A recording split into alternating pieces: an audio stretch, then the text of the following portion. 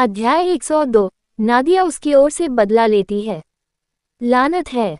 Paper slip पर प्रतिद्वंद्वी के नाम को देखकर ओलिवर ने आंतरिक रूप से शाप दिया।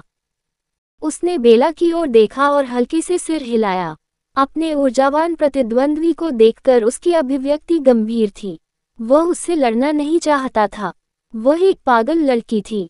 चिंता मत करो, यह एक दोस्ताना मैच है। बस मुझे अपना कौशल दिखाओ और चलो साथ मिलकर चलें, बेला ने आश्वस्त स्वर में कहा, जिससे उसे बिल्कुल भी आराम नहीं मिला, बल्कि उसे थकावट महसूस हुई। मिलान क्रम इस प्रकार था: नादिया, अल्फांसो, ओलिवर, बेला, डैनियल, एम्बर। जहां तक एवलिन की बात है, चूंकि उसके मुकाबले में कोई नहीं था, इसलिए वह अकेली रह गई थी। ओलिवर ने उसके साथ स्थानों का आदान प्रदान करने की पेशकश की, लेकिन बेला ने अपनी बहन के बजाय उससे लड़ने पर जोर दिया, जिसकी वह आदी थी। उसने कहा कि वह देखना चाहती थी कि अन्य कुलों के बच्चे उसकी तुलना में कैसे हैं। उसने बुजुर्ग की पुकार सुनी और अन्य लोगों के साथ उसके पास गया। ठीक है, यह एक दूसरे के कौशल को जानने के लिए एक दोस्ताना द्वंद्व है। आप सभी भविष्य में एक साथ रहने वाले हैं, इसलिए बेहतर बंधन बनाने की कोशिश करें। आप स्मार्ट हैं और आपको पता होना चाहिए कि कुछ भी अति वर्जित है। मैं देखूंगा और अगर मुझे ऐसा लगेगा तो मैं हस्तक्षेप करूंगा। ये कहते हुए उसने डैनियल और एम्बर की ओर देखा, चुपचाप उन्हें पहले से चेतावनी दी। किसी भी टीम के लिए अस्थिर शिकायतें रखना अच्छा नहीं है और उन्हें जल्द से जल्द हल करना सबसे अच्छा है, अन्यथा वे बाद में महत्वपूर्ण क्षणों में हस्तक्षेप नहीं करेंगे। दोनों बुजुर्ग की ठंडी निगाहों को महसूस करते हुए थोड़ा सिकुड़ गए। ये द्वंद्व सबसे अच्छा तरीका था। बुजुर्ग जानते थे कि उनके लिए एक पदानुक्रम स्थापित करना सबसे अच्छा है ताकि वे सभी लंबे समय तक प्रतिस्पर्धी और अनुशासित रह सकें। अन्य सभी बुजुर्गों को भी इस द्वंद्व पर कोई आपत्ति नहीं थी, क्योंकि आपत्ति जताने का मतलब केवल ये होगा कि उनका वंश दूसरों की तुलना में कमजोर था। पहला मैच नादिया और अल्फांसो के बीच था। अल्फांसो अपने कौशल का सही आकलन करने के लिए खुद ओलिवर से लड़ना चाहते थे, लेकिन उनका मुकाबला नादिया से हुआ। लेकिन उन्हें इस बात से कोई आपत्ति नहीं थी, क्योंकि उन्हें भरोसा था कि बेला और ओलिवर के बीच द्वंद्व देखना भी काफी अच्छा रहेगा। बेला उनमें से किसी से भी अधिक मजबूत थी और उसे आसानी से उसका मूल्यांकन करने में मदद करनी चाहिए। ठीक है, हमें भी शुरुआत करनी चाहिए, उसने नादिया की ओर देखते हुए कहा। किसी कारणवश उसे ठंड लग गई। क्या उसकी नज़र उदासीन और ठंडी थी?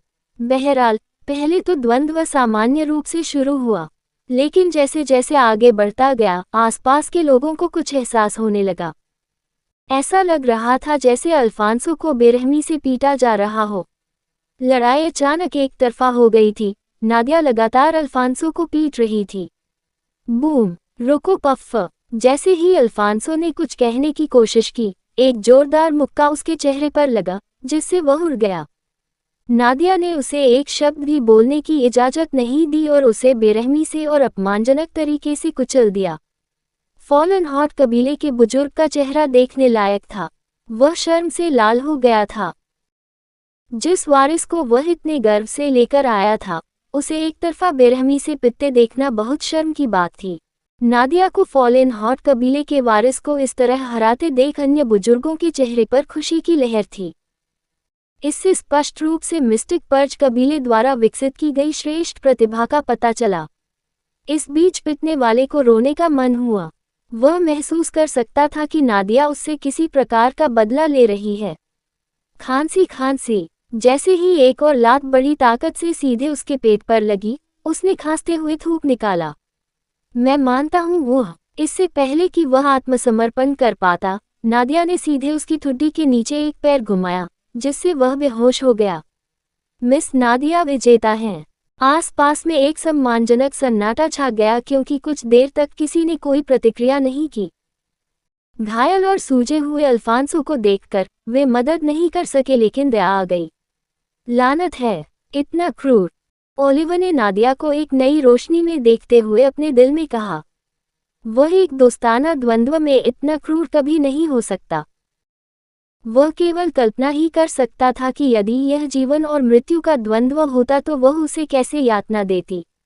फॉलन हॉट कबीले के बुजुर्ग ने तुरंत अल्फांसो के मुंह में एक उपचार औषधि डाली जैसे ही उसने लड़की की ओर घूर कर देखा। हालांकि नादिया अचंभित थी और भावहीन होकर उनकी ओर देखती रही। खैर, ओलिवर के लिए ये परिणाम काफी स्पष्ट था, ये देखते हुए कि नादिया पहले से ही रैन के कोझा थी। जब बेला और एवलिन ने ये दृश्य देखा तो उनकी भौहें हल्की सी हो गईं। उन्हें सहज महसूस नहीं हुआ।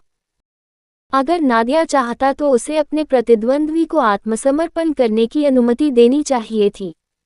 हफ हफ, अल्फोंसो घबरा गया और उसने डर के भाव से नादिया की ओर देखा।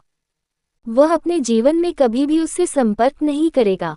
क्या पता आज के बाद उसे गाइनोफोबिया हो जाए।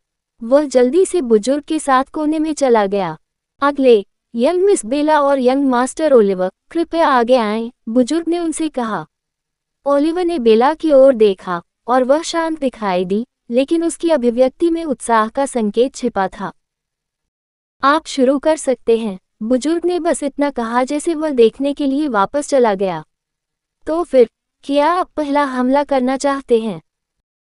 बेला ने उत्सुकता से पूछा। ऐसा प्रतीत होता है कि वह उसकी पहले की झिझक और आत्मविश्वास की कमी से अवगत थी। तो उसने पेशकश की, क्या हम इसके बजाय पत्थर, कागज और कैंची से विजेता का फैसला कर सकते हैं? ओलिवर ने फिर पूछा। बेला ने थोड़ा मुस्कुराते हुए कहा, तो फिर मैं पहले शुरू करूंगी। जैसे ही उसने ये कहा, वह लगभग अपनी जगह से गायब हो गई। चकित ओलिवर के पीछे दिखाई दी जो अभी भी पिछली जगह को देख रहा था जहां वह खड़ी थी। आप बहुत खुले हैं। जैसे ही उसने वार करने के इरादे से उसकी पीठ पर निशाना साधा, उसका हाथ कट में बदल गया। हालांकि आगे जो हुआ वह उसकी उम्मीदों से बिल्कुल अलग था। ओलिवर अपनी जगह से धुंधला हो गया और उसकी आंखें चौड़ी हो गईं।